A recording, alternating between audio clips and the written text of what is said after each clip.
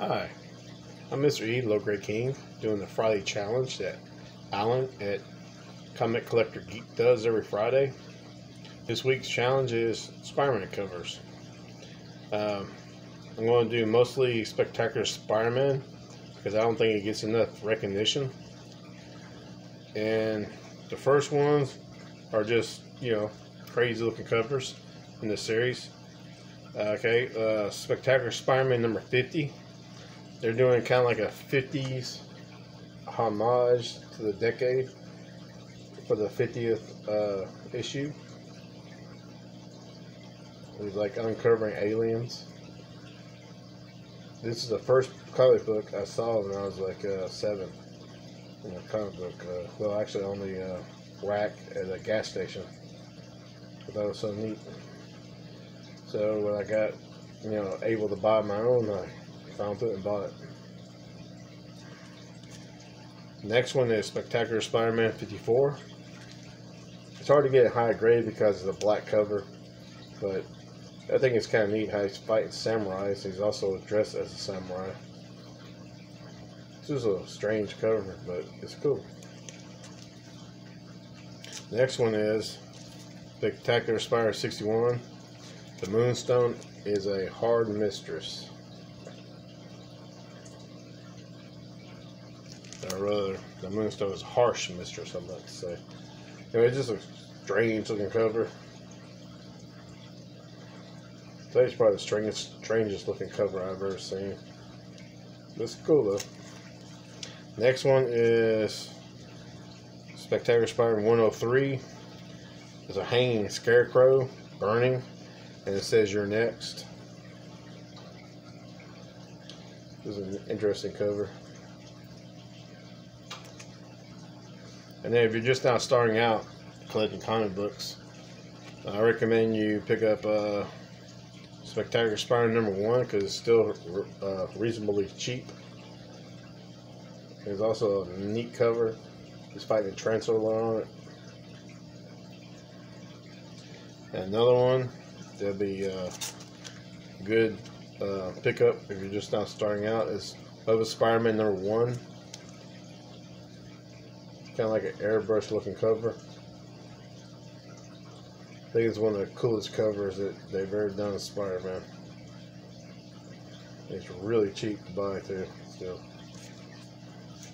And then Amazing Spider-Man number 1.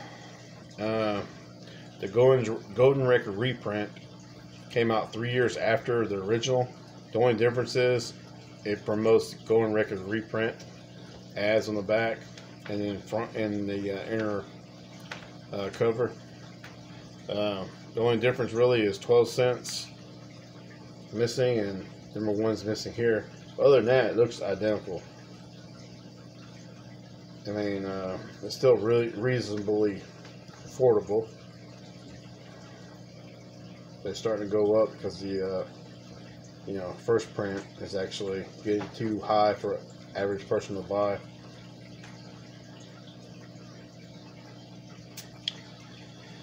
And then this cover I got because I think it's, I like the colors, it's kind of neat. Spectacular Spider-Man number 59. I like the pose in it. I like how it's got like an orange, yellow, green with the blue and red. I think it's a really nice composition right here.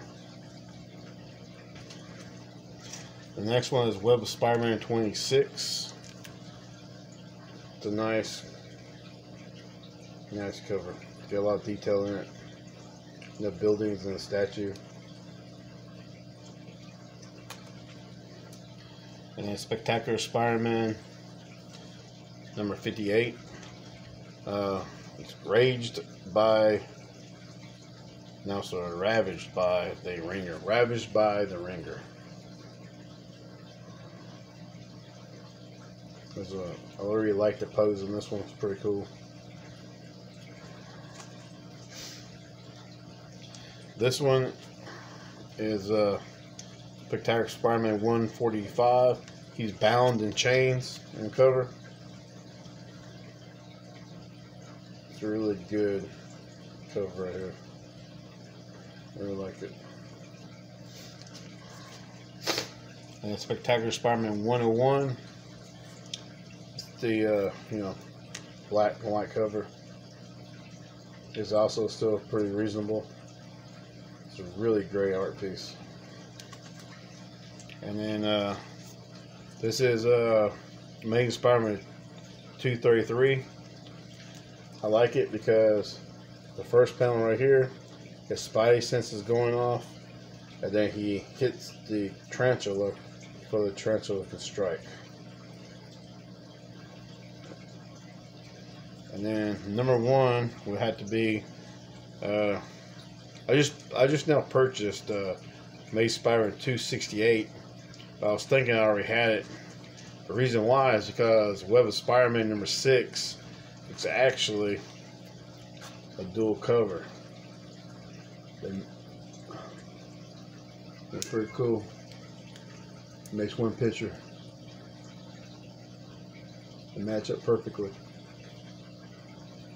Just thought that was awesome. Anyway, that's my Spider-Man covers.